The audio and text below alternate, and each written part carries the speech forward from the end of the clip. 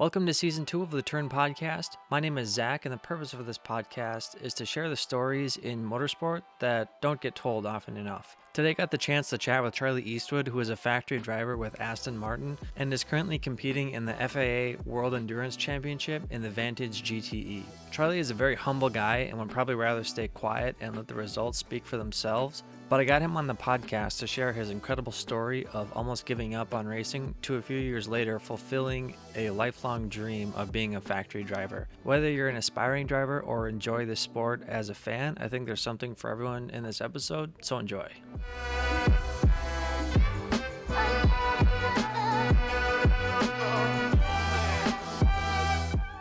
So just tell me a little bit about kind of how you started, what it was like, and how young were you? Yeah, so firstly, thanks for having me on. Like most of the drivers, I started in kart racing. I started around 9 years old in the cadet category, which again most start in, and really started off at a national level in Ireland and then moved on to the UK Championship pretty quickly, which is really, at that level, it probably is one of the most competitive in the world. You know, you have a lot of guys coming up through, so a bit of a shaky start initially. Now, to be honest, I didn't so much struggle in the first couple of years, but I think when you're just that age, 9, 10 years old, you know, people maybe develop differently. You're not really thinking about anything. You know, when someone's telling you to brake or turn or whatever, you don't really know what they're really talking about. So yeah, done that and worked up through the ranks, and really I sort of, in karting, I took two sort of ramp ups in the of platforms, and the first one was sort of when I was around 13, 14 years old, doing KF3, it was called at the time in the UK.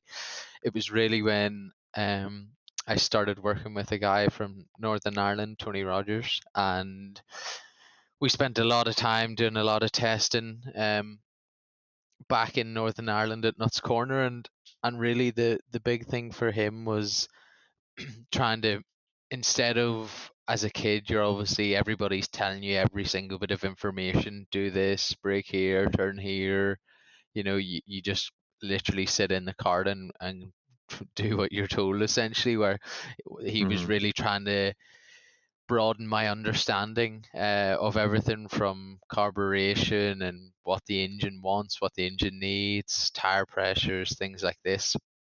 And I think that was probably one of the biggest jumps that I've made. And from that point, when I started to kind of think about the whole thing myself, I all of a sudden results started to come, you know, winning British Championship rounds and things like that, and had a bit of a shaky end to that season, but finished fifth in the British Championships, and really that year, that was the first time going into Europe.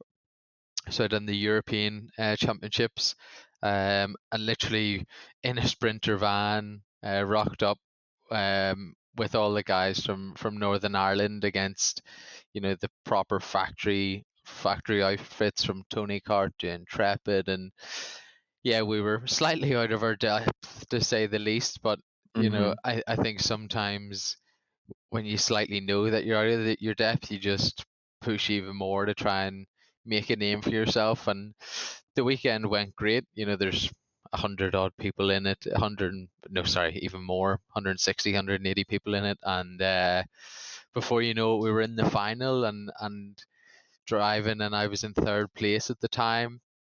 Alex Albon was leading the race, and great battles. Nearly, I just couldn't really believe that we were even competitive. And halfway through the race, I collided with a pretty well-known Max Verstappen when he just went over the top of me, and then that was us both out of the race. So yeah, that was a great feeling, and really great to know, okay, you can stick it up to the big guys and the big teams. And Mhm. So yeah, as I said, that was probably one of the big changing points in my karting career. And then really again still learning.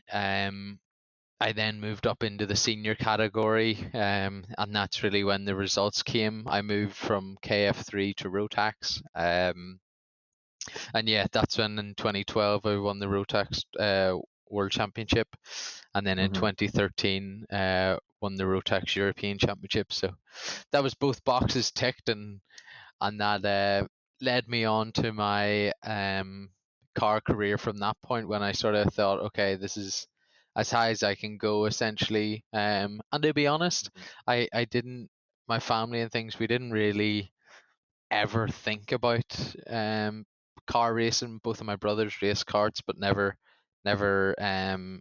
did so much car racing. They did a little bit. Um, so it was never really in our radar. And then before you know it, when you win sort of the big races or the big championships, and you see guys that maybe you've beaten in the past, or guys that have, I don't know, finished top 5, top 10 in these championships, go on to do good things in car racing, we sort of said, oh, should we kind of give this a crack? And um yeah, we did. We went into F4 again, just a little bit blindsided. Decided it went in a slightly last minute, didn't do a great deal of testing, and that's really when the penny dropped that, oh yeah, this car game's pretty different to kart racing, Mhm. and I had a lot to learn again for sure. So done a year of F4, didn't go great, to be honest. Got going near the end of the season with a couple of podiums and things, but from going from such a high level of karting, being pretty naive, we jumped into a car being like, oh, it's got a steering wheel, four wheels, Yeah. a brake and a throttle. Sure, what could go wrong? And the Mhm. answer to that was a lot. Um, so done that, and really, like most drivers, there was sort of um sponsorship ideas coming in, and things like that. And the dream was there. We all go for this Formula One dream at the start. And there was going to be back in here, where, and everywhere. So I moved up to a category Formula Renault, which So again, sorry, go on. going from say like karting where you won the world championship, as that's as far as you can go Yep. karting. What what do you need to learn to then go into the Formula 4? Like, like your first season didn't go well. Yep. What are the differences?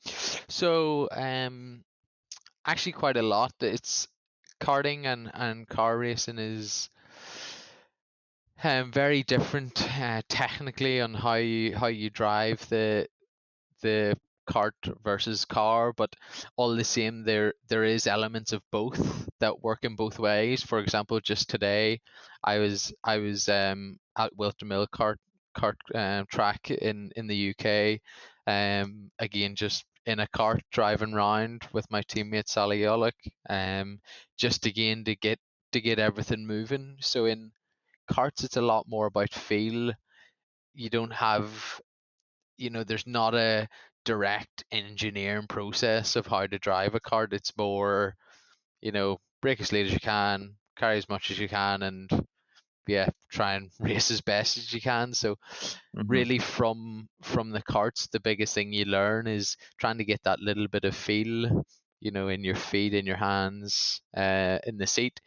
And the big thing that is the standout is just the racecraft. There's, as I said, there's 150, 180 drivers, and there's going to be a good chance you might not do great in qualifying, and you could be right in the thick of it, and you got to make your Hmm. way forward. So I think that's the biggest thing that I took from it.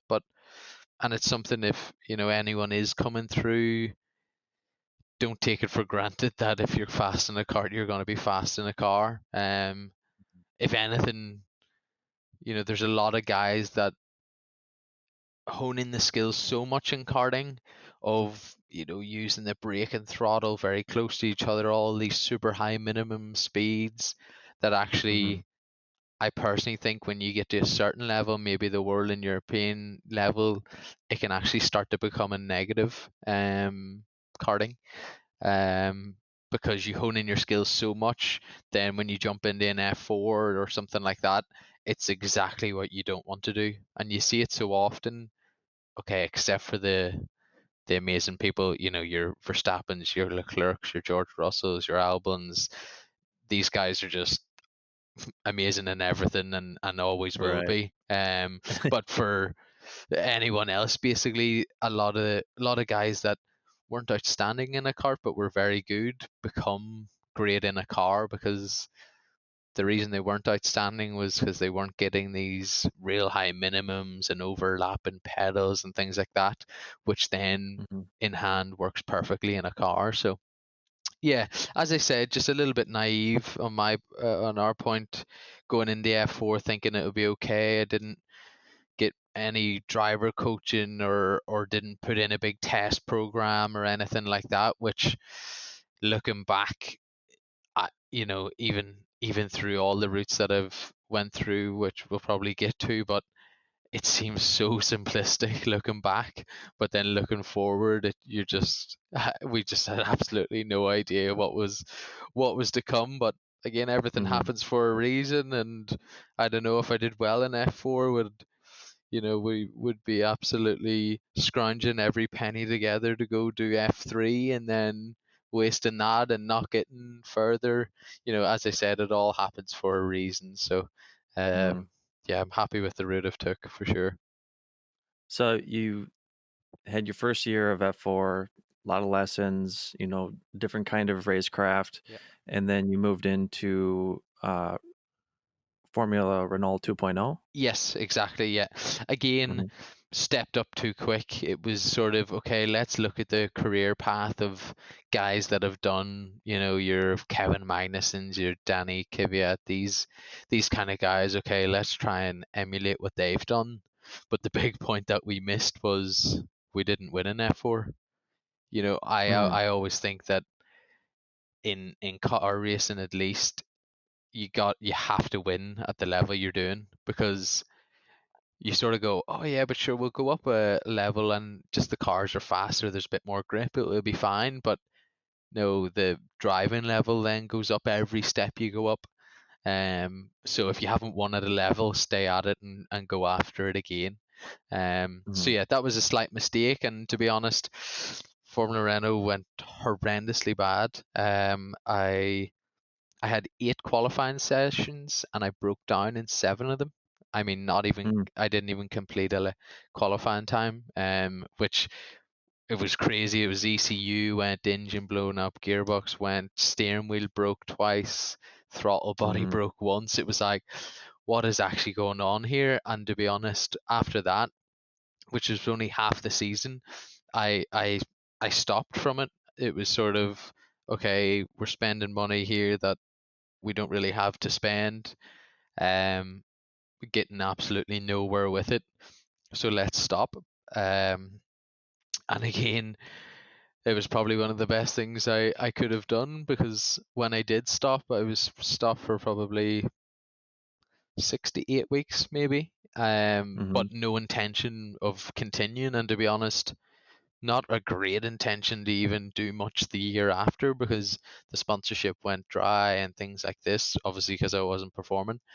Mm-hmm. And then by chance was just on social media, and saw there was a scholarship open for the Porsche Carrera Cup.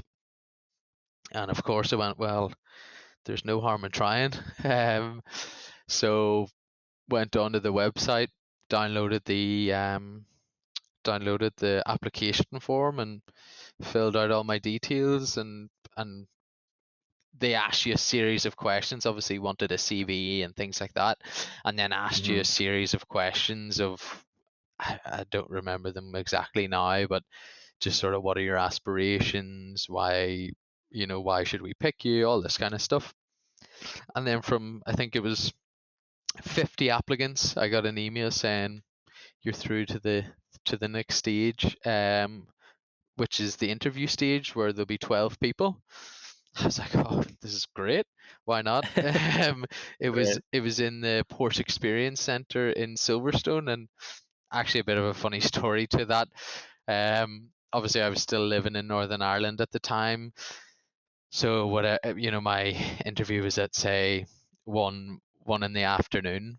So I was like, right, I don't want to get a 9 o'clock flight that then I may be tired, and then what happens if it's 3 hours delayed, blah blah blah. I Mhm. was like, right, I'm gonna go the morning before, stay in a hotel beside the track, blah blah blah, and just go as that. So again, sort of first time really going to England by myself. I Mhm. usually had my dad with me or my whole family with me. Um, so I got my hire car and went, and just one roundabout before Silverstone, there's a Porsche Centre. For where you would buy a normal road going Porsche. So I was like, hey, Porsche Centre Silverstone, that's what it's called. So on the email it said something, no matter how early you are, only walk into the premises 10 minutes before. Yeah. So I was like, okay, so was there like 1 hour before, reading through all that I'd said in case they asked me the questions again, had it all sort of pieced out in my mind. Right, okay, this is going to be, this is all going to be great, blah, blah, blah. 10 minutes to go, walked into the Porsche Center, and I was like, hi, I'm here for the uh, Porsche Carrera Cup Scholarship interview. And they were like, the Porsche Cup scholarship interview is not here. I was like, Yeah, no, you no, wanna no. buy a car. I think they're using one of the rooms here. I was just like, they're definitely not here. I was like, what's going on? And then it turns out that there's an experience center inside the track. So I was like, oh no, this is a disaster. This was like 6 minutes to one now. Oh And I my was like, god. right, I was like, get my sat nav on because I had no idea how to get to it. Like, I knew how to get to Silverstone, but it was round the perimeter road or whatever. Flicked on my Mhm. phone, 11 minutes to get to the Porsche Experience Center. I was like, surely I haven't blown this. Right. I was like, oh no, after all this prep, blah, blah, blah. So literally went absolutely flat out in the hire car, driving down, and I phoned I phoned actually my partner's brother, Harrison, and I was like, Harrison, how do I get into this place? Because you had to go through the security, then like go around the perimeter road, then it was there because the sat nav was bringing me to the wrong place. I was like, hey, bye bye, gotta go. And then obviously went in, and it nearly went from bad to worse. Went to the main desk. Okay, if you just go up and sit on the black sofa. Okay, no problem. Walked up the stairs, sat in the black sofa. Turns out if you walk around the building, there's another black sofa. So I was Oh sitting there god. for another 10 minutes, being like, like they must be ready for me. There's no way they're not. Yeah. And then they sort of peeked out, or somebody walked around to be like, where could he be? And then this all happened, so I'm already rocking up into this Pretty interview, 6 people from Porsche there, yeah. and there's me in a hot sweats, thinking I've absolutely blown it. But to be honest, if anything, the story was a pretty good icebreaker, even though I was like, okay, I'm gonna act professional, like none of this Right. happened, but I had to Right. tell them. So clearly, in the end, it didn't work out too badly. So yeah, interview went great after that point. That's awesome. And luckily, to be honest, I think the karting on the CV was the big thing that got me into the selection process, because the single seater stuff, I don't think it wouldn't have got me into the process, but they looked as far Mhm. back as the karting. I went, hold on a minute, if he's beat a lot of people around in one, in a karting, especially the World Championship. It's the Rotax World Finals, so it's Mhm. basically where you go to the track. There's whatever, I think it's like a 90 carts or something, but you need an invitation to get to it, and you literally go to the track, pick a ball out of a hat, and there's just a line of 80 carts. If anyone listening, if you just type in Rotax World Finals, and you'll see a picture of all the carts, and it literally looks photoshopped. And I picked out cart number 72 or whatever, and you just walk up with your mechanic, you get it, you get a seat, and that's it. So everyone's level playing field. You can't tune the Right. engines, you can't tune anything. So that's when you sort of go, right, if you had good equipment in the year, you're gonna get shown up here, or Can't not. bank on it. Exactly. So I think that's what sort of held a bit of pedigree or whatever with Porsche. And yeah, so interview went great, and then got to the final four, which was a bit more of an intense process. It was a fitness test, a media test, and then an assessment in the car over a 2-day period. Which a lot of it took place in the experience center, and luckily I knew where it was this time around. Yeah. And yeah, I just tried to do as much research as I could before the event. Phone in as many people as I knew who drove a cup car, Adam Carroll and things like this, just to be like, what is it like? Because they really are quite different to most other cars, especially single seaters, which was all I've Right. drove to that point. So it was actually Because you have a probably lot less downforce too, right? a lot less downforce, nearly 3 times the weight. So you lock up Mhm. loads, there's a lot of weight and loads of movement in the car. So literally like chalk and cheese. So I was just trying to get a bit of an Mhm. idea in that. And then I also spoke to past winners of it and said, okay, what are they looking for? Things like this. And I really just planned it out. Essentially, it all went down to the assessment in the car. If you do a good job on that without crashing or whatever. And yeah, I just tried to do as much as I could. Brought a little notebook with me. Um, Purposely like had a real funky brake shape in the first session. So Mhm. then when I went through with the engineers, when they asked me, okay, you need to peak the brake and then bleed off, then I'd be like, all right, yeah, I'll give that a go, as if Mhm. I'd never seen it before. Which, Hadn't thought of it. but I was obviously just making it look way worse than it was in the first session. So then come the second session, they go, oh, geez, that was great. Like, you made a Mhm. big improvement in the brake shape, you listened, blah, blah, blah. And then the last one was just trying to, keep it on the track. It was quite damp on the day. And yeah, it went great. They didn't tell you any of the times at the time, but I think I sort of had an 8/10 gap to the other three, and beat the reference lap of the pro driver at it. So I think that was Yeah, kind that of, helps. yeah, that seals the deal. But you never know with politics and everything else. When it got announced at the awards, I still wasn't hugely confident.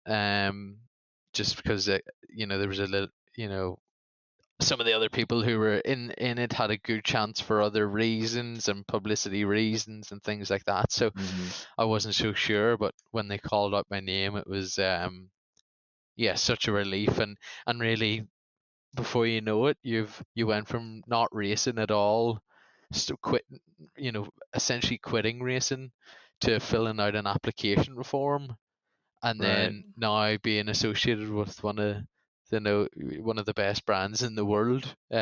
Right. Being like, okay, this is all a little bit mad. And that was the start of my GT career, basically. So I'd only had a year and a bit in cars before I moved to Carrera Cup. And yeah, that was another big step of a learning period. I sort of thought back to the kart and went, right, I need to try and work out how I actually drive, essentially, because at Right. that point I didn't really have a clue.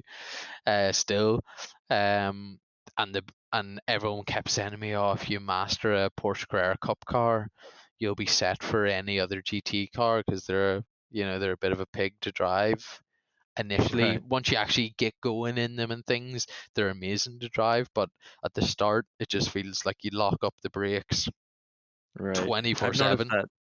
Yeah, even just like in the sim, and I know it's Yeah. not a one to one, but yeah, it is like at first it's really challenging. Yeah, but honestly, the sim model on iRacing for me, it needs a little bit more grip. It's Mhm. a bit exaggerated, but a lot of the traits work the exact same, the locking up with steering angle. And as you said, like the first 10 laps you do, even on the sim, it's like, how am I literally even going to get this thing round? Like to do Right. something reasonable.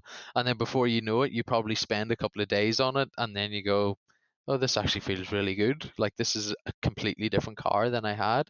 So if you just put that in real life, you then multiply that, that process out over a lot longer distance because you can't do as much, the sim's a lot more accessible and a lot more Mm-hmm. less costly and things like that. So that process took quite a while, and it took me about 6 months of pretty good results, podiums, things like that. And then I actually went to see a well-known driver coach or trainer in the UK called Rob Wilson, with a bit of a quirky technique. You go around a airfield called Bruntingthorpe in a Vauxhall Astra road car, and basically his theory being the worse the car is, the more it'll show up your faults in terms of Mm-hmm. pitch and balance in the car and trail braking and things like that. And I went with him, and it was just like a bit of a light switch. It just all clicked. I was like, oh, there were so many things again I'd been doing wrong, and again, looking back, I'm like, oh, imagine I went and done this before F4. Mm-hmm. What would the difference be in my career path or whatever? Um, and yeah, from that point, I then just really started pushing on the past champion Dan Camish, who was in the championship at the time, which who arguably is probably one of the strongest Porsche Carrera Cup GB drivers there's been. So he was my teammate, which was absolutely unbelievable to be teammates with, because I learned so much because the bar was so high. Mm-hmm. And I think in a way, if he wasn't there, like it was something like I had 5 seconds out of the last 7 events or something like that, and all Mm-hmm. 5 seconds were to him. So if he wasn't there and that was 5 wins out of 7, you just would have been walking around thinking you were the man, but really there's another gear you had to hit. Um, Mm-hmm. and with the Carrera Cup Scholarship, it's a 2-year program. So the first year, which Porsche sort of line out from the start, is the first year is the learning year, because basically trying to insinuate that, believe me, you're going to have to learn for a year, because this is pretty tough to extract the last 2-3 tenths out of it. And Mm-hmm. then yeah, the second year is you have to go and win it. It's pretty simple. So yeah, second year, that was Dan Camish was back again, and even stronger, as he was doing Super Cup at the same time. So in the car a lot more, and again up against the absolute, it's the Champions League of Porsche Carrera Cup essentially. Mm-hmm. So again, his bar was getting raised from winning week in, week out, and yeah, really strong battle all year round. And to be honest, he was still my teammate in the second year, and I think we pushed each other a lot more, because I was starting to get a lot closer, sometimes faster. He then was like, okay, we started, not so much we started to work together, in a sense that we took another step to the rest of the field. And he was still the benchmark, there's no doubt about it. And actually, to be honest, to date, I would still say he's probably the one of the strongest, if not the strongest teammate I've ever had. So yeah, it was a great entry into GT racing, and yeah, to get the championship at the end of the year in a pretty nail biting finale was just the icing on the cake. Mm-hmm. And yeah, that was the end of my Porsche Carrera Cup experience. I went on to the Porsche International Junior program, but unfortunately narrowly missed out on that to then move up to Super Cup as the junior. But again, it all happens for a reason, and I'm very happy with where I am at the minute. Mhm. Yeah, that's one thing, like, especially with racing, it seems, is, like, you keep kinda coming back to it all happens for a reason, and it's like some people, it's just like they're almost it's like the stars kind of line up, and you can't predict it, and you can't explain it, but that's just the way it works for Yeah, some, you know? absolutely. And there's so many right place, right time um moments in anyone that has made a career out of it. There's you listen to so many guys speaking about it, and everyone has a bit of a turning point moment. But also the guys that do make it and do become professional, the reason the turning point moment comes is because they really capitalize when you sort of go, right, this is my chance to do something useful for once. Mhm. I have to do it. It's as simple as that. And really that's why the manufacturers want those type of people, because when you are leading Le Mans or even at Le Mans or at the front of a WEC race, it's like, right, you got to step up and do something useful and win. Mhm. So yeah, and it's so unfortunate as well, because there's so many drivers out there that weren't in the right place at the right time, but were so talented, which Mhm. you've raced against your whole career, and you sort of look and you think, why am I racing and why are they not?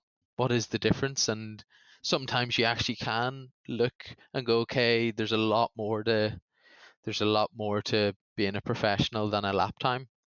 So yeah, Right. you can sometimes see the difference, but then in a sense it makes it harder for them because they think it's only about lap time. So they go, why did Right. I beat this person or match this person or whatever? Why are they now racing full time and I'm not? So yeah, it's so difficult in that point, and yeah, you have to be so grateful if you do get the opportunities like I have. And even just listening to it now or even thinking about it, you just think there's been so many jumps essentially. And actually I've got another one coming up now, which basically it brings me into my the start of my endurance GT career. Mhm. And that was making the move over to Aston Martin. That all started.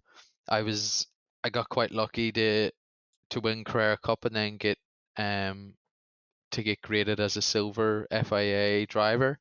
Um, and then what that means for the likes of the World Endurance Championship, you need one gold, one silver, and one bronze driver. So the situation came up. I was speaking with my manager, Harry Soden, and Infinity Sports Management, and really the goal was Super Cup. In a way, I don't know, you would maybe think, okay, I actually want to show these guys what I can do, or more importantly, show them why they should have picked me or whatever, which is never going to work. If they haven't picked you in the first place, they're not going to pick you. It's simple as. Mhm. So again, a blessing in disguise, because Super Cup is quite a lot of budget to go do, which again was just completely out of reach, even with the support from Porsche and things like that. And yeah, so went over and madly enough, so I went from a bit of F4, some Carrera Cup, and before you know it, I'm doing the World Endurance Championship as Mhm. literally, which is again mind blowing that the first time that I'd ever done a driver change, I'd ever done a pit stop, I'd ever drove more than 30 minutes in a car in my life was at the first round of WEC at Spa. And it was like, Wow. this is absolutely categorically insane. Like, there Right. was so much to sort of think about. I'd never drove on track with other cars and things, and whatever way it worked out, I actually hadn't done a great deal of laps before the race. I'd done something like 13 push laps Mhm. of a GT car round Spa. I'd only ever been there in a Formula Renault once. So how'd you get in with Aston Martin? So you mean you won the Porsche Carrera, Cup. and then Yeah, and then you kind of got into a program with them. Did you apply or did you meet someone or? No, so I initially went in. Well, this was the thing that everyone sort of said to me at the start, as I said before. A lot of people say, "Oh, if you master a Porsche Carrera Cup car, it'll help you drive anything because it's so difficult." And a lot of people Mhm. know that, and especially the team and the person that's been there from the start of my endurance career, which is Tom Ferrier. He knew my manager well, and yeah, it was nearly in a way. I've won Carrera Cup. I haven't been made a gold. We have to utilize this, but of course, there's a lot of what ifs for those guys as well, because what if he crashes? He's a crasher, because in sprint racing you have to be a lot more aggressive. So I got involved in a few tussles here and there. So what if he brings this into endurance racing? What's he going to be like with an amateur driver or a bronze driver? How is he going to deal with it? How's he going to deal with not being the center? When you're sharing a car with three, you can't just ruin the tires and go, oh yeah, crack on.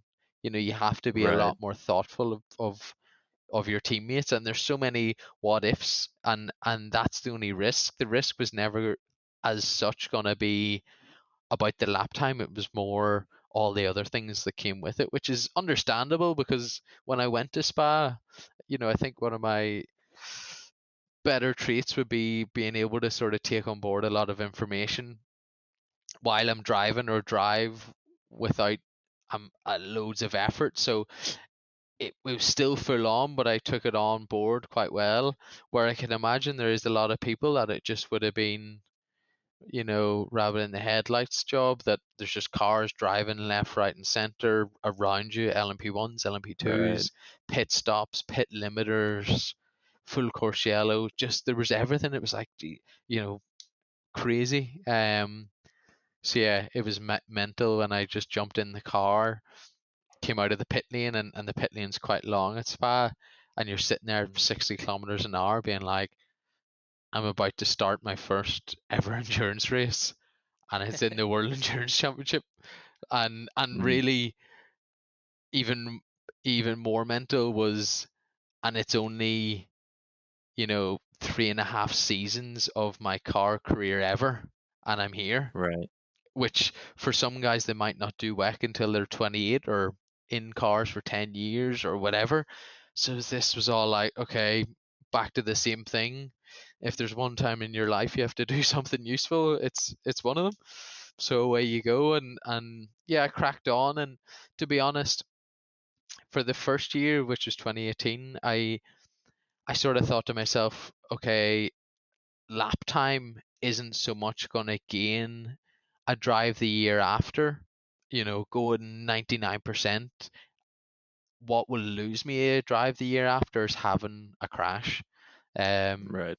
and really, that was all I was thinking. It was just trying, because everyone not expects, but oh, new guy to endurance racing, a silver driver, surely he's going to shunt at some point. And I think really jumping into the start of last year in 2019, that was one of the big points. I think when I spoke to John Gaw and Paul Harth at ProDrive, was I've done 17 endurance races to now, had a lot of good results. Um, at that time, I just wanted to buy 24 in a cup car and things. But the big thing that stood out was I didn't really have four wheels off the track for 17 endurance races, including Le Mans, which for them is such an important factor, and it's a factor that so many people, I think, miss. Not no, not miss, but misunderstand, that they go, okay, I'm going to get picked up because I'm fast. It's like, no, there's a much better chance of getting picked up if you don't mess up. Right.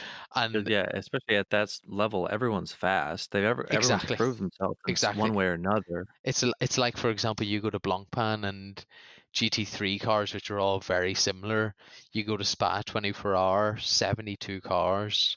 so 160 odd drivers, but there could be 100 or maybe 80 of those drivers not paying or getting paid.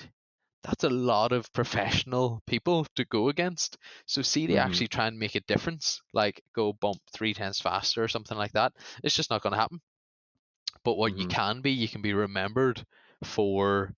Oh, he was the guy that, you remember that guy that shunted at the top of Eau Rouge in the first lap or whatever? You'll be remembered for Yeah. that a lot more often. So yeah, that was the big point, that I had that in my head all of last year.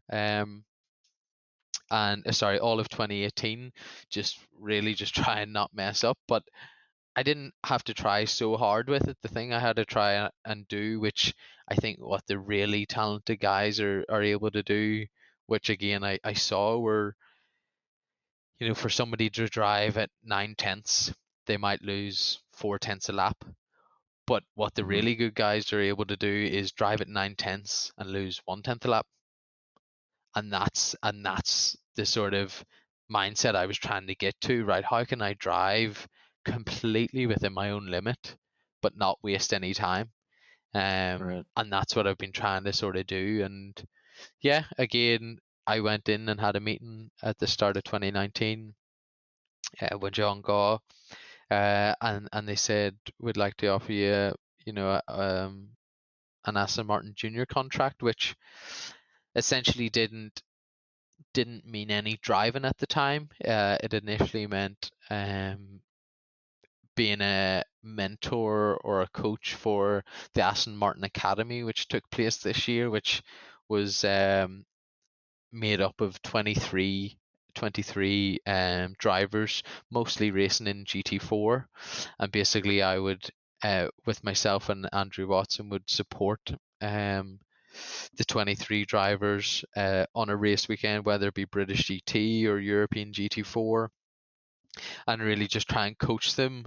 But not only that, you're also then being the eyes on the ground to let Aston Martin know who's good, who's bad, not bad, who's good, who's doing the wrong things, how did they react. And again, lap time wasn't the big key. It was how did they react outside the car. If something did go wrong, which in motorsport it often does, how did they deal with it? And the winner at the end of Mm-hmm. that was Tom Canning, who was a great candidate. He won British GT4, one of the strongest in terms of lap time. But not only that, he was very good out of the car. For example, even at the last round, they had a problem with a fuel tank issue, and there was a chance he wasn't going to get into the race, which would probably hamper his chances of winning. And the guys at TF Sport got it together, all nighter job. But the big thing was he kept so calm and chilled out throughout that whole process, which again was really the icing on the cake of, right, you're the man for the Mm-hmm. junior program. So um yeah, that was great to be involved in. And yeah, while that was happening, I was still finishing off the WEC Super Season, but also started the Blancpain Endurance Championship, all with TF. So again, not in an Aston Martin, but my job at Aston Martin wasn't so much to drive. The deal or contract was done with TF Sport and the drivers there. So yeah, and that's really when the new Aston Martin GT3 came out at the start of this year.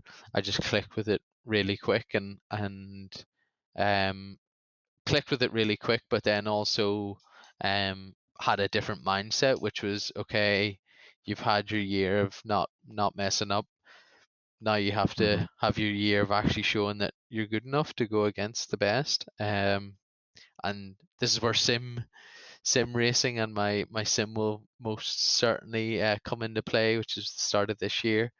Um, so yeah, done the Blancpain series, and the big turning point was winning Spa 24 hour, which is a massive ticking point in pretty treacherous conditions, and then Mm-hmm. going on to win the Blancpain Endurance Championship. And it was after that, then I had another meeting with Aston Martin. They called me in and said, "Do you wanna not do you wanna would like to offer you a factory contract," which I was completely completely blown away with. I tried to act all cool.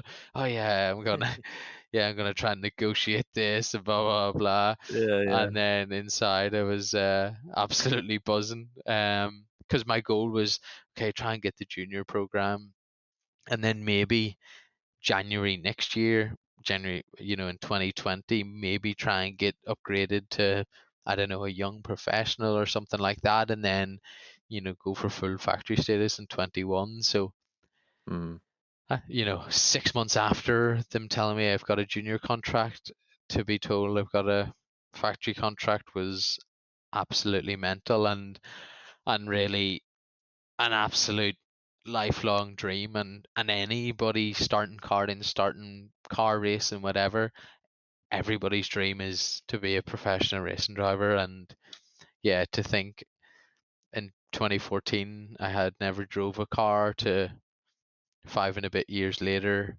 being a fully fledged factory driver, I was yeah, I couldn't have planned that in any way, from single seaters to being associated with Porsche, with not continuing with them, to start, right, jumping from Aston Martin, and again, right place, right time, delivering when you had to deliver. And yeah, just I couldn't be in a again I couldn't be in a happier place, and couldn't I wouldn't change any of it to date. I mm, realized how I messed up, and as I said, it's so simple to look at the process of how to actually make it looking back. um Albeit having the results and the bit outside the car, but all the same, all the little quirks and mistakes I made through it, it's a bit cliche. Oh, they make you stronger, blah blah blah. But again, it's all a learning process. I'm still learning, massively from the guys that have been there so long. Johnny Adam, Darren Turner, these kind of guys that have mm, had careers of 17 years or 9 years with Aston Martin, which I can only again only dream of. Which there seems to be a great deal of dreaming that's went on today, but you have to, and yeah, you're not in a car that often, so when you've got the sort of 6 week period, there's not really a day that goes by that I don't think about racing, or what can I do next, or how can I improve in this way. And yeah, right. it's just trying to learn as much as I can from them to try and prolong this so-called job. Uh, Well, that's the thing, and, like, with GT racing, there's more longevity in the career, yeah, yeah, you know? yeah, exactly. That's where, again, looking back, the F1 route, one, you have to pump millions into it to get up to there, and it might only last a couple of years, and it just completely transforms your life, or takes over Mhm, your life, essentially, from the intense flying and training and being here, where, everywhere, and the media pressure and things. Where again, I've still got a lot of goals that I want to achieve in endurance and GT racing, but I'm so happy with my motorsport life, but then also so happy with the balance outside of motorsport as well, because I have a life outside of motorsport, albeit I think and live and breathe motorsport every day yeah, because I absolutely love it, but it hasn't turned into, robotic, that I wake up, I do this and go. I can enjoy my life outside of motorsport as well, which I think is yeah, a balance that a lot of guys maybe in the likes of F1 don't have. Yes, I'm very jealous that they're in an F1 car and at the pinnacle and whatever, but as I mhm. said before, it all happens for a reason. So, yeah, I'm very happy with where I am right now. So what kind of challenges, like, now that you're in WEC, I mean, you have been for the last 2 years? Yeah, So so I started 2018. Yeah. yeah. So, I mean, what are the challenges now that are in the series? 'Cause, I mean, everyone kinda wants to know, like, behind the scenes what it's like. Yeah. Um, in terms of what's it like of competing against drivers or the manufacturer side, or what sense Yeah. do you mean? Yeah, I think kind of like the manufacturer side, I mean, is it and even like say your goal, I mean, do you think staying in GT is where you want to be, or would you want to, eventually get up to like say the hypercar?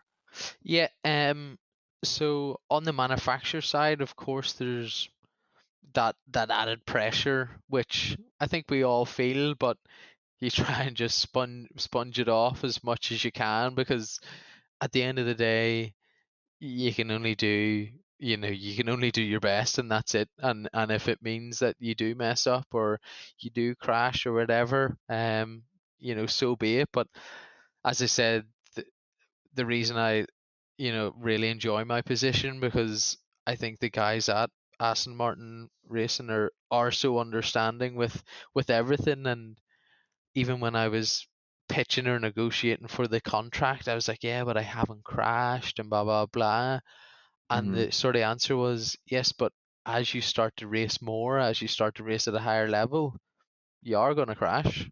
I was like, what do you mean? It's like, it's going to happen. It happens to everyone. So if it Hmm. happens, we have to deal with it in the right way. Of course, fingers crossed it doesn't happen.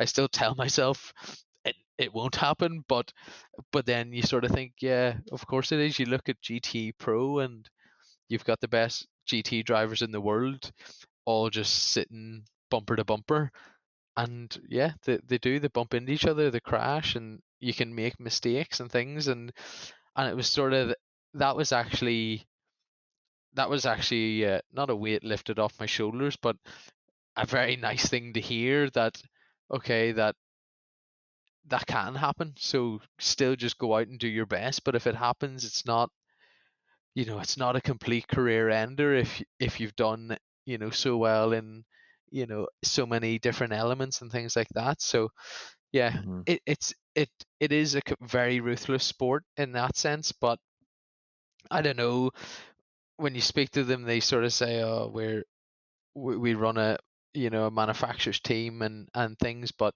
and we are a manufacturer, but we also, we're risk management. At the end of the day, we need to minimize the risk to the customer. For example, that I'm racing with this year, they can't put in somebody that might make a mistake or crash, or not only that, say the wrong thing outside the car to media or to the customer themselves. So that's how they are. They're managing the risk. And really, my job is just give them no excuse. Hmm. Just Well, like, you're a brand ambassador. exactly, a brand ambassador, trying to, in a roundabout way, which it was actually when I first went to Porsche, had one of the first meetings at 19 years old, and they said to me, um, as soon as you realize you're here to sell road cars, you'll do pretty good. And for me at the time, like a year and a bit into driving cars, I was like, what are you on about? Like, Yeah. how am I selling cars in Carrera Cup? And then when they start to explain it, that the whole reason it's there is to sell 911s, blah blah blah. It's like, oh yeah, you're you're right. So yeah, Right. that sort of again stuck with me, that I'm, from the minute I wake up in the morning to the minute I go to sleep, you're monitored on everything without knowing it. They know, every lap time, they know every mistake, they know every lockup, they know your pit in times, your pit out times, they know how long your Hmm. driver changes are taking. There's so much data now that there is, in a way, no way to hide. So you just try and keep on top of as much as you can. And yeah, that's what I try and do in WEC. And again, it works great. There's always rivalry between the factory drivers, which I've only seen in the last couple of months. Obviously, we're all so competitive, um, that we always want to be the fastest, whatever. But Hmm. also, there's an element that we bounce off each other and work together, and especially in TF Sport, myself and Johnny Adam, there's really no egos with it. It's as simple as we want to win the World Championship and we want to win Le Mans and we want to win every Hmm. race that we go to. End of. Hmm. And if I'm 2 tenths quicker, he's 2 tenths quicker. Firstly, we don't really care. But also, if there is, straight away, if I'm taking fourth gear and he's been taking third, I'll make sure and let him know, because again, it's a team at the end of the day, and I can't win it by myself. Um, Right. Most certainly, and I also wouldn't be there if I was by myself, especially from the opportunities that I've got from Tom Ferrier and Aston Martin and TF Sport, and that's where it's like, okay, we're doing everything we can. Of course, as I said, we want to try and be the best and have the fastest averages and things like that, but at no point should you ever sacrifice the team's, you know, the team's sort of morale or the team's bond, Hmm. or the team's opportunity to win, to selfishly think about yourself, which I Well, think a that's lot. one thing. Sorry, even with with the Carrera Cup, how you learn from your teammate Yeah, to then win the championship. yeah, exactly. You have to, and like it doesn't matter, even from your business, you'll still go on to what you see as the high end steering wheel manufacturer, and you'll try and see, okay, how can I improve myself, and I think anyone that's driven or in that way will all think in the same sense, just learn to become better, and never stop learning, because in my eyes I've still got loads to learn. Yes, there's loads I can now teach to others from past experiences, but there's still so much I can learn from others. And yeah, I just try and learn as much as I can, and I've learned a lot from Johnny Adam to date. As we've been teammates in WEC and things, and quite like the Carrera Cup situation, it started off me always learning from Dan Camish, to at the second year, bouncing ideas off each other. But I think at that point you're still most certainly competitors, because you're in different cars. Where when myself and Johnny are in the same car, we every time we get in the car and drive back to the hotel, we're bouncing set up ideas off each other. What about this? What Hmm. about this? Shit, I should have done this better. Oh, I could have done this better. And it is such a working relationship. And as I said, there's just no egos whatsoever between us, because yeah, I don't know. I'm very content from where I am in my career, and rightly so. He's very content of where he is, a Le Mans winner, and a very long, an amazing career with Aston Martin. So we're at very different parts in our careers, but also we're at the same level in the sense of driving the same car. So yeah, it's a really good bond, and I think, I, to be honest, I think the drivers and things can really drive on the team to want to win. You look at F1 and Lando Norris and Carlos Sainz. There's no doubt their bond between themselves and the team has to be a factor of the success they've had from past years, because Hmm. the whole team, if you ask every single one of the team members, they all got fully behind and wanted to win. Where there's so many teams that you even walk into them and it feels a bit like, I don't know, it just feels a bit hostile of an environment, where Hmm. that's what make TF Sport one of the best teams, or in the GT world. And that's where I've got so lucky that I've only had the best around me in those guys. But again, you go in and everyone is enjoying it themselves. Everybody knows the position, whether it's engineering, whether it's the mechanics, um, whether it's Tom, the team owner. Everybody knows their position.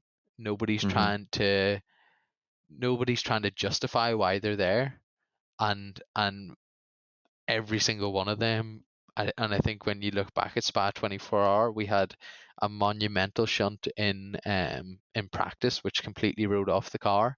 So the day we missed qualifying and everything, the day before a full 24-hour stint, they didn't sleep overnight to completely rebuild a brand new car. And that is only because they want to win as much, if not sometimes even more than the drivers do, because they put, Mhm. countless hours in. And that's where, for me, you have to appreciate that, whatever level you're at. There's a lot of guys you see at like the junior formulas, and they think that they've made it in Formula One, strolling around with their, with their trainer, with their manager, somebody holding their helmet, somebody holding their water bottle, just getting their backpack and their sunglasses on and just leaving the track, at the end of a session straight away. No Right. thanks, no whatever. And, these guys, it's great that we just rock up on a Thursday and leave on a Sunday after the race, but they're there from the Monday. They're having to pack everything up to the next Monday, and then we go to a Right. race the next week again. So they're sacrificing a lot in terms of their family, how much to see them, their free time, how much weekends they have. And let's be serious, we're getting the fun bit, the Right. driving. So yeah, I think you just have to appreciate how much they do for you, and I hope it does come across that I do appreciate a lot what the TF guys do, because they are a pretty special bunch, that's for sure. So, how is Le Mans different than everything else? What's that experience like? um yeah, it's pretty mad. It's hard to know an exact reason why it's different, but it definitely is different. It's nearly like any other race in the world on steroids. The Mhm. track is massive, obviously, bigger than our traditional circuits. The spectators is massive. The budgets that teams put in hospitality and stuff is massive. You walk literally the first year when I walked into driver's briefing, like everybody hates going to driver's briefing. At Le Mhm. Mans, you go to driver's briefing, and I'm literally sitting there in awe that you're in the same driver's briefing as Fernando Alonso, Jenson Button, Yeah. Fisichella. If there's so many guys that have done F1 and things, and you're like, have I literally bumped my head here, or is this a dream, or what's happening? And I think that's one of the biggest things with it, that no matter, people are picked from IndyCar, Scott Dixon, Tony Kanaan, and everybody still wants to do Le Mans, no matter what class or what championship you're in. And then to be a part of it is just mental. And I was very fortunate this year to both start and finish the race. And to start the race was absolutely insane. It's the first time I've ever heard a crowd cheer over the engine noise, Over the car. That over the that's car. something. That it was Yeah. like, and see, even when you're there, national anthem comes down, the helicopter comes across, they, slide down, the trophies there. It's honestly, it's like, is this a dream, or is this surreal, or what? It's like an out of body experience. The outlap, I was like, going around, I just kept staring at all the crowds. I was like, this is absolutely mental. And then it's like, oh, I actually need to warm up the brakes, I need to warm up the tires, Right. and actually, even more so, back to the same thing. I need to do something useful. I Mhm. need to get on with it. If there's a time in your life to really show what you can do, what better stage than one of the biggest races in the world, being Le Mans? So, Yeah. Back um, to work. yeah, back to work. Let's get cracked on for the next 24 hours. So, yeah, it's an absolutely mental race to not only go and watch, but to be a part of. Is, again, it's another bucket list. It's tick it off the list. The first one's obviously competing in it. The second one's to win it. Um, Mhm. and yeah, it's just yeah, it's pretty special, that's for sure. Where have you found like the best fans, like the best fan turnouts?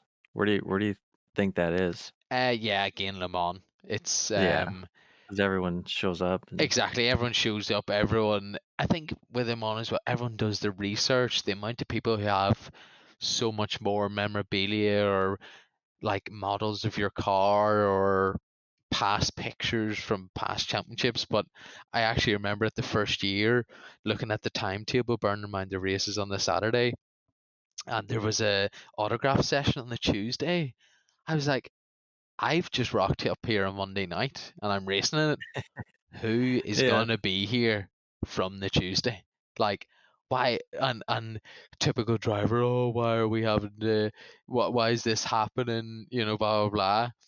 And then you sit down at the autograph table at the on the pit lane, and it's absolutely rammed. And it's like, what is? I was literally blown away. I was like, what is going on here? And that was from that point. It just completely ramps up. It was like we'd signed like 3,500 autograph cards or something on the Oh Tuesday. man. I was like, this is insane. And then the autograph session on the Friday or whatever was just, you just couldn't keep up with the people. The time Hmm. and your pen ran out before the people did. It was like, yeah, it was a good taster of, oh yeah, this is pretty massive. And Cool.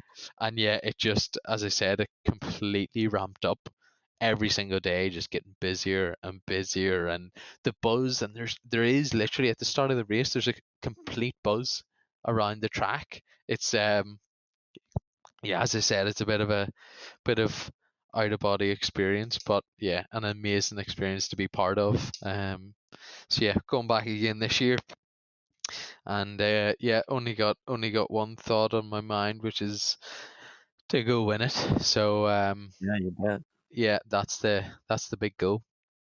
That's awesome. So, what do you think about the changes for next year with the hypercar class? Um, the hypercar, I think, is definitely a very positive change. I think when we look back at the late '90s and things, and I think in the sort of fan engagement and spectator engagement, it's so hard. You look at something like British touring cars. It's so popular because so many people can relate to it. When they see a Honda Mhm. Civic and they're like, "Huh, I've got a Honda Civic. This is great. Let's support the guy in the Honda Civic." When then you look at LMP1, you're like, "Oh, I actually don't have a spaceship. Uh, Yeah, what is that? yeah, what is that big spaceship? I don't have one of them in my garage." Mhm. So I think from that point to actually let people connect it in some way. Like, yes, that is an Aston Martin Valkyrie. Yes, that is a Toyota. I actually don't know what model they're using, but at Right. least they can look at it even back to again the late '90s. You sort of go, yes, that is a Carrera GT within reason or whatever. So I think that is definitely a really really good change for the championship. And definitely a goal that I would love to be a part of. Again, for me, I feel well, I said this last year as well. It was, oh, I want to get a factory drive in 3 years. I would love to be driving hypercar in 3 years Mhm. time. If it happens before, absolutely great. But for me, I think GT Pro is definitely the next step. Um, Right. I'm not sure what will happen with GT Pro. Will it continue? Will Aston Martin continue? Will they go when they go to hypercar? Will they run both programs? I'm not too sure at the minute. I would love them to keep GT Pro because one, I just love, regardless of being in it or not. I love to watch it because I think I just sort of respect every single driver that's in it. And again, you look at the names and you go, yeah, you're very very good. There's um yeah, there's and so much talent there. exactly, and every single person is like a big dog name in that sense Mhm. that you and again I can learn so much from it because the close battles, and I think the risks really spike up in GT Pro, because that sort of half-hearted move that maybe in GT Am you'd go, okay, I'll wait to the next lap. There is really no next lap in GT Pro. If you lose track position, it's really quite hard to get back past again, because the guys are so good, they don't really make any mistakes. Mhm. So yeah, there is definitely another element that I can learn from, and I'd absolutely love to be a part of it someday, or as soon as possible, to really go. Because for me, I just want to go up against the best in whatever it is, karting to single seater, even F4 against George Russell, and these kind of guys, or Carrera Cup to Dan Camish, and up and up and up. Because for me, I, again, no real ego to it, that if I'm good enough, I'm good enough, and if I'm not, I'm not. And that's sort of the motto that I've kind of took through all of it, is if I am good enough, it'll somebody will see it, or it'll happen. And if I'm not good enough, I'm totally fine with it. There's absolutely no problem. If I do a hypercar test and I mess up, Right. it was still me that messed up. So why should somebody else not get a shot at it, or even for GT Pro? If Well, that's like even the same attitude that I have, even just towards business. Like anyone that takes a leap of faith, Yeah, I feel like you have to have that attitude. And I learned it from. I mean, I'm sure there's plenty of examples from the motorsport world, but I learned it from Elon Musk, where he's like, "Look, I'm gonna do this venture. It'll probably fail, but I'm still gonna do it 80, 100 hours a week. Like, and yeah, the cards will fall where they fall." yeah. And I remember when we met for the first time in Sebring. I remember you sort of getting that feeling. It was right in the middle of you quitting your full-time job, your Yeah, yeah. monthly income that just floats in every week, and yeah, and I even sort of had the leap of faith from moving from Northern Ireland. I was over in Northern Ireland, flying back and forth, staying in hotels, but more than that, it was, oh, can you go coaching here tomorrow? Yeah, I can, but you've got to pay for my flights, you got to pay for my car hire, my hotel, blah blah blah. Oh, it doesn't work. We'll get someone else. And Mhm. I remember actually going to Croft with my bag for the 3 days. And Adam Carroll again. I knew he had a house in Northampton with his friend, an engineer now for Neo and Formula E, Mike Henderson. I remember they had a house together, but Adam Carroll moved back to Northern Ireland, and I texted Mike and I said, have you got a room to rent in your house? And it was, yeah, yeah, I do, blah blah blah. And this was literally on the weekend of the race, and he was like, when were you thinking of moving in? He was like, I was like, oh yeah, as soon as possible.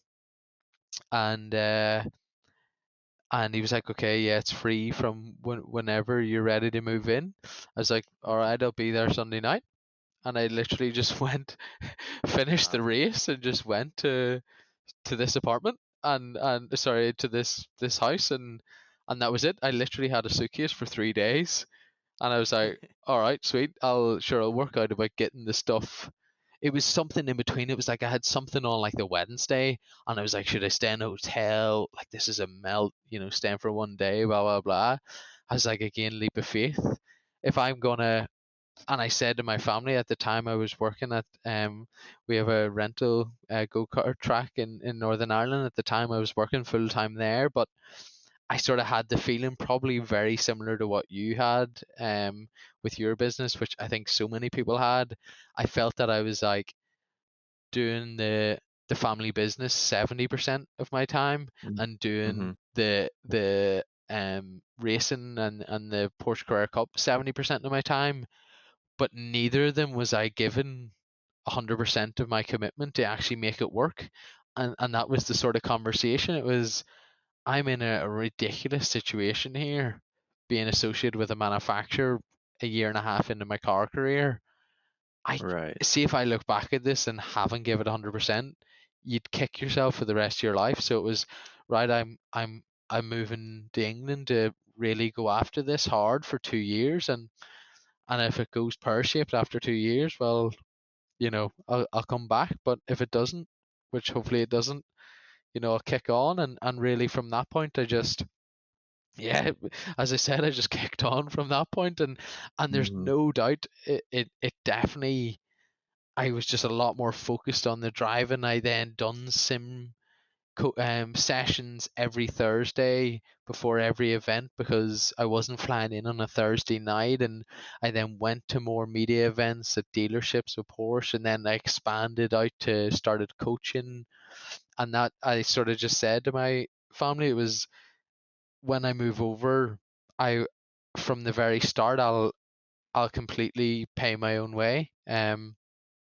I couldn't fund all the racing obviously, but I will do the coaching or whatever to pay for my rent and my food and my car and everything, and that's it. And you just go and you try and just find as much coaching as possible. And I moved over and I spent 6 months basically doing my approved driving instructor test, which is like for learner drivers on the road. Do you know, for like a 17-year-old in the UK to go Hmm. drive at 20 mile an hour, but to work at the Porsche Experience Center, I needed to do it. I couldn't just have a like on track instructing license.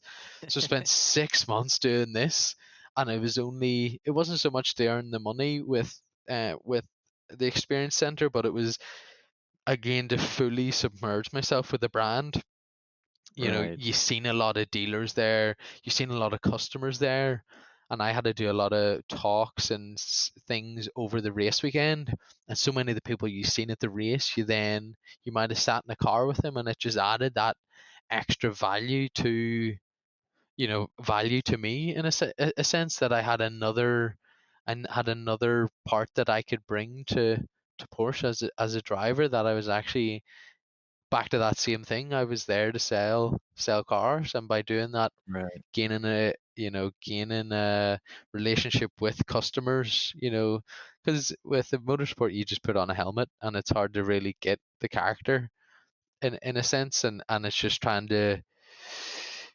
For me, it was just a completely normal thing. Where for some customers who might have been big fans of Porsche Carrera Cup or whatever, it was, oh, I'm getting instructed by a Porsche junior driver, or oh, I've Hmm. sat with a Porsche junior driver, and there were so many instances that positive ones that came out of that because of the whole thing, and that all just started from taking the leap of faith, as you did. And funny enough, it's worked out pretty well for you as well. So Yeah. So uh far. yeah, maybe more people should be doing it. But I think nearly anybody that has made a success in any form of business, in some sense, there has to be a you know shit or bus moment, basically. Right. And the ones that are successful make it, but also there's so many of those moments that don't work. But Well, it's how you get back from that's it. one thing. That's what I'm like. What I'm kind of noticing is like we're talking about, when to take the leap of faith. And I was in a similar situation where I've got the comfort of a good job. I'd just gotten promoted, Yeah, and I mean, just come from a small town. I don't have a college education. I'm really interested in this field of design and machining at a manufacturing plant. yeah, And you've got benefits and all the stuff that looks good on paper, but then there's the risk of the venture, and I'm doing both side by side, yeah, up until a point where there is that inflection point where it's like, hey, I had a record breaking month that was 3 times my previous record. And that's when I realized, okay, this is the time to take the jump. If I'd yeah, done it 6 months earlier, I would have set myself up for failure for sure. yeah, And even like for you, it's like after winning, say karting, it's like, okay, yeah, now is the time to, okay, let's go up, or yeah, the Carrera Cup even is like, if you would have never like won a race in the Carrera Cup and decided to take that leap, you're kind of setting yourself up for failure. failure Yeah, almost, if you know what I'm saying. Like, you got to know when is the right time, yeah, and there's always going to be risk, and so if it does flop, you can always go back to what you were doing, and yeah. it's really not that. It's not like your life isn't over. Exactly, yeah. And I think like I've had a very, very, very supportive family from the very start, and that was really again the reassuring thing that there was that support, and all my family, live and the my dream with me, and the great thing is the support that I have from them. They, it's all their dreams as well, because it has been our whole life, and especially the last 8 years when it sort of stepped up in the karting. It's you're away every weekend, you're flying here, where, everywhere. So yeah, to have that support back home is absolutely huge. To know that when you do take the leap of faith, you have a real support from behind you as well. That no matter if it gets a bit tricky, they'll still be there to support you. So again, Hmm. that's where I'm in a very, very fortunate position in that sense. And yeah, it's something that has definitely given me a lot more confidence to go and take those sort of jumps, and more importantly, gives you even more drive to go, okay, it's now not only my dream or my career that I'm gonna mess up, it's everybody's time and effort and money to make Hmm. this work. So yeah, just make it work. It's pretty simple. Yeah. And that's where I just tried to learn as much as I could to try and make it work. And yeah, and even I don't know if we'll go on to the sim stuff, but it's back to the same thing. It's used to hone in my skills. Hmm. And that, so like, say now that you're getting a lot more serious into the sim, is that sort of like just getting hours in the sim where certain things become second nature, that separates those GTE pro drivers, or the top tier drivers that are, Yeah, say like they're only doing 9/10, yeah, but they're only losing 1/10 per lap. yeah. It, what is it that makes that? Um, I think the thing for me with the sim, it started off the whole thing in the sim. My big sort of thought process with it is, if you look at a footballer or a golfer, they hit a golf ball or they hit a football every single day, and then Mhm. they play the matches and they're on form. If I and I play golf like pretty badly, but I still play it. If I told a golfer, okay, you're gonna go on the PGA tour, but you're only allowed to hit a golf ball every 6 weeks, he would Right. never finish in the top 100 ever, because that's not his profession. And that's where, for me, the sim racing was the biggest. That was my initial thought process, was I need to be like a footballer or a golfer, that I need to be doing my profession as much as I can, or every day. And that's where when you look at the sort of F1 route, they're like, people like Lance Stroll, when they can afford to do 10 days testing a month versus one Right. guy who can do 1 day's testing a month, they're gonna be better. Like, if Mhm. you've some form of skill, whatever it is, if you do repetition, you're going to be better at it. And that's where, of course, I couldn't do the 10 days a month or every day a month. So I said, okay, what's the best thing for doing that? And that's where my initial thought was for the sim stuff. So yeah, I got the sim at the start of this year, and that's was it. It was okay. I'm now going against the best professionals in the world, essentially XF1 drivers and things like that. I can't not. This has to be my profession. It has to be Right. the feelings through the steering wheel, through the pedals, through the seat. It has to be what I'm feeling as much as I can. And yeah, as I said, that was the initial sort of thought process of that, was just to try and keep my hand in, and make the feelings that you feel in a car natural. That because so many drivers will have it. You get back in the car in the first day, and it's like everything feels like it's going 400 mph. And it's like, Mhm. oh, you're missing apexes and sort of being quite aggressive with the steering inputs.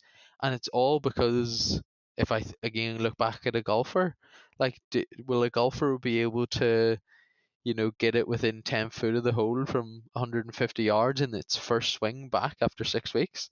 Absolutely not. Right. Yeah, you gotta be Um, warmed up. exactly, you got to be warmed up, but also that repetition and the big difference from cars to karts is I think cars is a bit more. There's a lot more of a simplistic process or a robotic nature with it in the sense of give the car enough time to slow down in entry, give the car enough time to rotate, give the car enough time to accelerate. And if you really keep that really simple process in mind, and repeat it, you're gonna become faster. Mhm. So that was the initial thought, and then I think every driver knows what their weaknesses are. And I think my biggest weakness in 2018 was qualifying performance. So then what I started to do a lot was basically, because on the sim it's always the same condition, and see the amount of times you hear it, and I've got a decent book of excuses, like most drivers do. The amount of time, the amount of times you go, oh yeah, tire pressures weren't there. Oh yeah, tire temps weren't Yeah, there. yeah. Oh, the tire wasn't in the first sector. And then Mhm. you go and start doing sim driving, and the way I used to, and I still do it. I'll go and do 20 laps in a row, try and do as fast as I could, whatever it be, set on the 17th lap, and then basically I'll just restart it, do one out lap, one push lap, and just keep doing that. Completely stop, one out lap, one push lap. So it's weird on the sim, you still have the nerves, even on iRacing, when it's like, right, you've got 2 laps to qualify. You do get Mhm. that sort of like, oh, I really can't mess up here. And see, when I done this sort of 20 laps and then, okay, one push lap, the amount of times I lost like 3-4 tenths in the first sector was mental. And it's like the tires aren't, there is no heating element, there's no brake warm up. I set it all to fixed, that the tires are Mhm. up to temperature, the tires don't drop off. So the only thing that's actually slow in the first sector is me. And Mhm. and it's, for me, it wasn't actually overdriving, it was underdriving, because I had that sort of thinking, right, I'm going to slow down, I'll just get through the first sector and then I'll push on. But you've lost 4 tenths, and in Blancpain, the top 30 drivers could be separated by 4 tenths, and that's what I kept feeling like. I would go, yeah, you've qualified, P26 in group, which is then P74 overall, Mhm. and it's because you've missed 4 tenths in the first sector. So Yeah, then that's this crazy. year, that was my biggest jump. Um I had the chance for the first time to do qualifying at Spa, uh, for the round of WEC, because before then always the gold driver done it. I got the chance, okay, right, you gotta again one of your times do something useful, and I stuck it on pole alongside my teammate Sally Ollick at my first ever try at having a go at WEC. And Mhm. I'm sure that was to do with the sim. Like, I must have done 40 out laps and one push laps of the track, Mhm. because I was like, firstly, I'm going to be fast enough that the team give me the call up to do qualifying. And believe me, if I get the call up, I have to be ready. You don't wanna miss it, Yeah, yeah. I have to deliver. It's as simple as that. And then from then we qualified on pole. I think it was 4 out of 5 Blancpain races, and got pole at Spa, and then this year at Silverstone, first round, got pole again. Um, and yeah, it was like, okay, I've just went from never having a pole to having 7 out of 10 or 11 starts, and I like categorically no doubt that was to do with the sim. So yeah, that was my initial thing with the sim, and then I've just really fallen, in love with the racing side of it as well now. I first started off racing in the VRA, the Virtual Racing Academy League, which was on a Wednesday night in GTE cars. Great, Hmm. again it's learning, which was really competitive but also very enjoyable. And then from that I started to do the official races and things, and then now they've started a new race league now under the name of Digital Motorsport League, Pro League. And like, for example, there was 51 F3 cars last night. Myself, Johnny Adam, Keith Dempsey, Peter Dempsey, and then also, the likes. I got Alex Albon to come along and race as well, and it was like, oh yeah, this is like That's absolutely crazy. unbelievable fun, but so competitive. We're all flat out Right. on looking at data after each session and trying to beat each other, because that competitive nature's still there. But again, it's just, I sort of see it as an opportunity as well, that to try and I would love to try and grow my exposure, grow a fan base, or again looking at my teammates or factory teammates, or peers and people I look up to, the likes of Nicky Team. Perfect. Hmm. He's so well known, and when I sat beside him at the autograph session at Spa 24 Hour when we raced together, 95% of the people that came up and had a chat were people from sim racing. Wow. Because you have that connection of actually racing against each other, and already I don't think I've gained any fans from it yet, but I've gained a lot of friends from it, and a lot of guys that I would have known the names of from Ireland and things, that I'm now speaking to, phone call and in group chats with, in Discord chats with. And yeah, I just absolutely love it, basically. And it's a Hmm. great way to, one, race against other drivers on a very level playing field, the likes of Alex Albon and Max Verstappen and Nicky and Lando Norris. But then also, on the other hand, an unbelievable opportunity to race against people that, the amount of people go, oh, you see in Instagram posts, I saw you at Le Mans, great to now race against you, or whatever. And you Hmm. just start to build that. And that's where sim racing is just so good, that it's so accessible, because drivers have we've all been so fortunate, regardless of wealth or money invested in motorsport versus the big leagues. Right. We've still, on a general scale of society or whatever, been like unbelievably you know unbelievably lucky to have the support from families and sponsors and things like that, and so much invested in us, where Hmm. the sim racing is just a lot more accessible, that you can have a rig that's full blown a lot of money, and or you can have a rig that bolts onto your desk, and anyone can join in. So that's where it's great. And to be honest, I think it's, and you've seen it yourself, even with the amount of steering wheels you're selling, it's something that is, even in the 6 or 8 months that I've been doing it, it's completely exploded in terms of Hmm. how many people are doing it, and the amount of people who are asking me about Sims, and where can I buy one, how can I do it, is like Right. mind blowing. Where nobody asks you, oh yeah, how can I join Blancpain?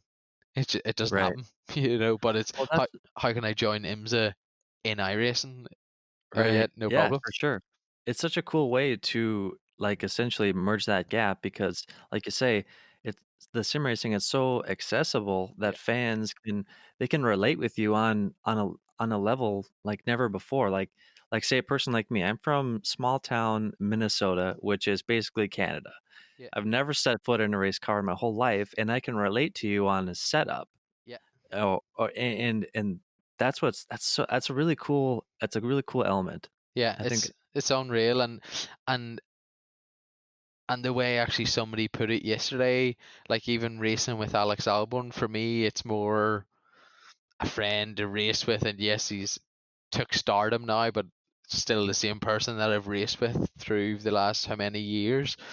But somebody explained it so well the other night when they were sort of, a lot of people were obviously freaking out about it. I was like, this is a bit weird. Not weird, but I was like, oh, geez, I didn't think people would be going that crazy about it. And someone was like, Charlie, it's like playing five-a-side football with your mates, and then, Cristiano Ronaldo being in your team within reason. That's literally what it is. It's like playing five Yeah. aside. I'm in my room having a bit of crack, and just like Cristiano Ronaldo rocks into your room or Yeah. rocks into the football pitch to play with you. And again, when you just think of, it's so relatable in that sense that you're playing or driving or racing against somebody that the whole world, motorsport world, knows who they are. Formula One, an elite group of 20 drivers, and Hmm. in your pajamas, or in your room, you can be racing against them and competitively, on a very level playing field, which Hmm. motorsport's not so level in real life. If you're a footballer, if you're good with your feet, you're going to do good. Where in a car or motorsport, you have to have so much backing and so much, the right team Yeah, around you, the right car, the right cart. Where in sim racing, definitely. even better, like the digital motorsport league, it's a fixed F3 setup, so there's no complaining. We're all on the same playing field. Yes, people have better set rigs and things, but it's marginal that you can just Right. be enjoying it. And honestly, it's the most fun ever. Like last night was absolutely unreal crack, and I think everyone's sort of buzzing again to race in a couple of weeks. So if anyone Yeah, wants to join in as well, give us a message and we'll get it sorted. And yeah, it's just absolutely great. Uh, I'm definitely I've definitely converted to a sim lover. That's for sure. that's cool. And especially on the like endurance and GT end, like I know Formula One, they're trying to do their esports series Yeah. and they have their kind of own audience, which tends to be console younger Yeah. generation. Yeah. But then like the esports on like the GT and endurance, it's like that's becoming more and more professional. And I'm just wondering like who's gonna bring in the money to make it a professional series? And and it's ramping up, you can tell, but Yeah. I'm kind of curious, like, and I don't know, it's anybody's guess, but yeah, I don't know if WC does something um Yeah. or who it'll be, but yeah, I think at the minute, the likes of the F1 game and things, for me when I play them, it feels like a game. It's on a yeah, PlayStation. There's no direct drive motors. There's no real feel in the brake. There's no real feel in the motor. And in a way, like a lot of games, console games, there's a lot of people, not glitches, but there's like certain techniques or certain ways to do things that make it work. Silly driving techniques where that's for me, in the sense of iRacing, it's not for the mass. The Sony ones and the F1 and the PlayStation, the Xbox, for the mass of, as you said, right, teenagers, people who just love Formula One because everyone knows what it is. Where I think you've then got a few scales in between it, and then you've obviously iRacing it, or realistically as the sort of market leader in terms of the proper performance and everything like that. Um, and that's the side that I like the most because it's the side that feels so realistic. hmm, And in terms of who's going to make it bigger, to be honest, like it might sound mental, but I honestly believe that in 10 years' time, well, you look at sim racing 10 years ago, I didn't even know what it was. That could it be in 10 years' time again, to go back to the thing of connecting to audience, selling road cars? If yeah, if you love driving an Aston Martin on the sim, and that's just your thing when you're 17, 18, 20s, 30s, out of the 50,000 people that are doing it, one of them is going to make their hundred, their millions, to then they'll probably buy an Aston Martin hmm, because of that involvement. And I think a lot of the manufacturers are already gripping onto that. that fact that this is a great way to actually, because it's so realistic. Again, people who Right. can't buy an Aston Martin right now, or the other brands, they can at least race it and know what it feels like, because there's guys like myself that go, you know, I done a GT race around Silverstone, and my qualifying fastest lap was a 1 minute 54.1. I went and done WEC 3 weeks later, and I qualified on pole with a 1 minute 54.0, a tenth of a second of a difference. And Yeah. and if That's I'm saying crazy. it feels very, very similar, then people can go, oh, is this what they actually, is this what it feels like, you know? Right. And that's where I think it's absolutely unreal. And as I said, in 10 years time, is it going to be that actually when we go to Le Mans, qualifying's on a sim? Right. Is Yeah. qualifying going to Yeah. be in a sim and then we race in the real car? Or even more so, is there going to be more money and more prize money because there's a lot less overheads and assets needed, and again, open to the mass? If you win a an iRacing race, are you going to get more prize money than if you win a proper race? Because Right. that's the thing with motorsport, in a way. A lot of it just a lot of the money invested flies out the exhaust. Like a lot of it, Yeah. you know, and that's where the sponsorship side and things is so hard, because with social media and things, if you spent 100 grand on Facebook advertising, that's going to do a lot for your business. Where Right. 100 grand in in motorsport, you'll get masses in terms of hospitality and things like that. But the reason it's 100 grand is because 70 grand of it goes out the exhaust. Do you know what I mean? Right. So actually, Yeah. does that 70 grand of exposure on a sim, does that then go into prize money? I don't know. Right. And that's my sort of thinking of it, that I just want to try and be one step ahead of the game, and it started off as me trying to make me better in real life, and now I'm actually going, hold on a minute, I now, like, every week I'm trying to do F3 world records, because I want to be the Mhm. best on the sim, and I'm spending a lot of time in tracks that I'll never race at, just to try and be the best on the sim. And I'm sure in the next 5-10 years that's going to come to light, that there's going to be a benefit um in that sense. And yeah, I think it's only a matter of time, and we've seen it with the F1 esports. All the main manufacturers, they have teams and they have drivers set up, because there's a lot of budget and investment that they can throw into it. And I just hope that that funnels through to the more realistic side of things, or more Mhm. professional I side of think it will. things.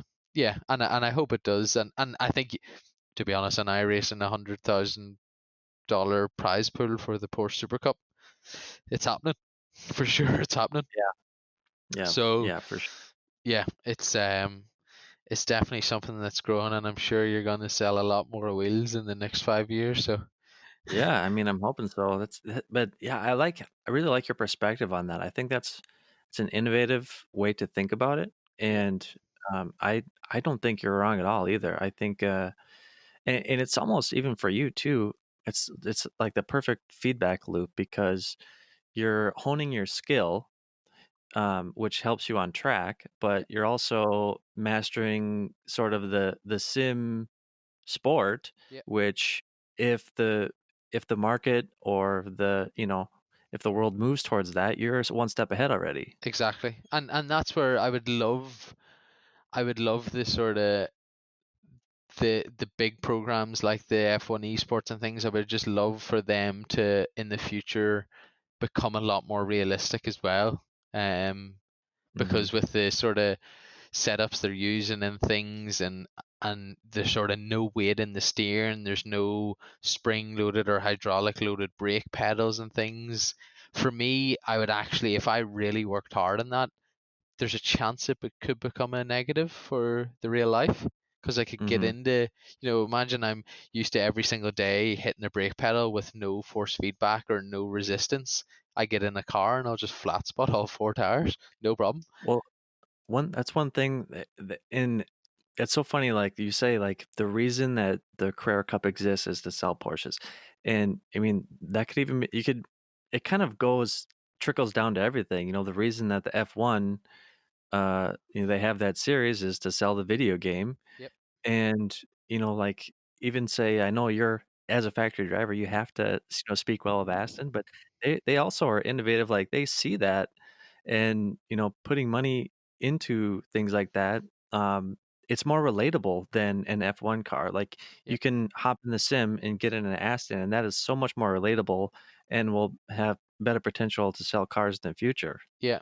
And to be honest, I'm trying to at the minute trying to push forward to do something with iRacing with Aston Martin to try and get a GTE into iRacing, because for me at the minute, I'm racing another manufacturer with my Aston Martin livery on it, but Yeah. I wanted that again to relate to fans or people you race against. You go, okay, it's all the data. They take aero figures, they take gear ratios, they take all the internals, they take data from tracks to try and overlay what minimum speeds are and everything. So they get it Mhm. so close now, and scan everything. So then I would just love that then again to build it up, that I don't know if I started a Aston Martin Academy online, that then Yeah. everyone that I don't know, do something that, okay, we'll go race, do open it up for a qualifying session. It's open for one day, and whoever's faster than me around the track get to come to Le Mans and be a part of the team. Like, Yeah. amazing. I can see that definitely happening, and again, just trying to grow people's involvement with the brand that I'm employed with, but then also, you know, I want to build my profile as well, that I'm, more accessible to the greater audience, and in a way I think it's because I realize the very, very fortunate position that I'm in, and I'd love Mhm. in some way for people to experience this amazing and crazy life that I live, Yeah. racing full time, which is how many kids with a little toy that they're moving back and forward on a mat, how many people would love to be a racing driver. And I would just love to try and give more people the chance they're not going to feel the real thing, but I don't know, it could be a case of even doing something like, okay, whoever beats me gets to come and sit alongside me. I'll put another seat in an Aston GT3, and you'll Mhm. feel what the real thing feels like. There's Yeah. a lot of lanes and opportunities I think that you could definitely take Oh, it. Even having, huge. like, an academy, Yeah. um, and at the end of the day, for Aston as a brand, that 100% helps them because you got kids that are growing up, like, trying to compete in the Yeah. Aston Martin Academy, and, a lot of them are gonna grow up to own businesses, and that's what they're gonna buy when they're Exactly. 100 and, 100%. Like, the Ferrari craze, is that because of, Michael Schumacher and that sort of involvement of the red that's always been in your face? It has to be, it has to be connected to something like that. And if you can actually give a virtual feel, it's gonna increase that. It's gonna be the VR, and it's gonna feel exactly like, for example, my as I sit right now, as you know yourself, I have, when I look at the wheel that I've got, of course, from your good self, it's exactly the wheel that it was is in the GTE. And then not only that, the seat that I'm sitting in has been taken out of the race car. Like, when I got it, it still smelt of the fuel from the race car, and it's got Aston Martin Racing over my shoulders. So I'm Mhm. literally, and I've measured the gaps between each of the pedals. I've measured the angle from my seat down to the pedals, so it all feels identical. And this is only me just doing it as a start off. You have people like Darren from Base Performance. You can actually get a sim that is the car. It's a chopped up version of the actual car with the right, and everything like that. And then you have people like the digital motorsport guys and VRA, that they're wanting to try and set up a. I don't think it's been released yet, but sure, we may as well let the cat out of the bag now. But they're really, they they share a lot of the same visions that I do, in the sense of they want to set up a pro racing series that everybody with an FIA license can drive in. So then Mm-hmm. you'll have the list of. I've been blown away about the amount of racing drivers that are actually already on iRacing, like Rene Mm-hmm. Rast and all the F1 guys. And then, so they will run that championship, but then also run an academy championship, which a certain number of those drivers will then be able to go in and race against the professionals. And what an experience for like I'm even getting I'm getting excited to race on a level playing field against other guys that I race against, let Mm-hmm. alone people that are going to work to get better, get faster, do data, do coaching, do all the things that we do to try and win or get a podium in a championship. And then they're going to have the chance to move up and play against 20, realistically 20 drivers that are either in F1, in DTM, in WEC, in Blancpain, or in high level single seaters, which for them, they're guys that they watch they'll be guys that they watch week in, week out. So that's really what digital motorsports trying to achieve is get as many people into the academy and give them a golden ticket that not only will they move up and race against the people that they maybe some of them they might admire or follow closely or watch every weekend, but then the element that I'm also wanting to get into it is let them have a piece of the real life, like as you sort of had at Sebring. Mm-hmm. It's being involved in the garage and seeing what else goes on except for the bit on a TV screen, because there is times with a windscreen and a helmet on, it's hard to showcase emotion through it, and Right. and people really thrive on emotion, and you really get that. I don't know if you felt it at Sebring, but even the Oh tension yeah. and the buzz and even that sort of working team relationship and everything, Mm-hmm. it's a buzz that I get a buzz from it every single weekend, let alone somebody just coming in and having that feeling once. But it's that once Mm-hmm. that for guys that love the sport, it's a once in it that they'll never probably forget. Um, That's really true. And even bringing my girlfriend who she had 0, she has 0, say, interest or exposure to racing and, her whole life. She knew absolutely nothing. yeah, And she came that weekend to the Sebring, and afterwards she's like, "Okay, I get it." She's like, "That's pretty cool. Like I understand yeah, now." yeah. And yeah, And I it think goes it's a long really way. really hard to. I think it's really hard to portray over TV, all of that Yeah. stuff, and that's where I think sim can you can relate half of that for them to feel what we feel racing against each other, going wheel to wheel, having that like the buzz. I don't get nervous at all in real life. I'm sure I get more nervous like on the sim.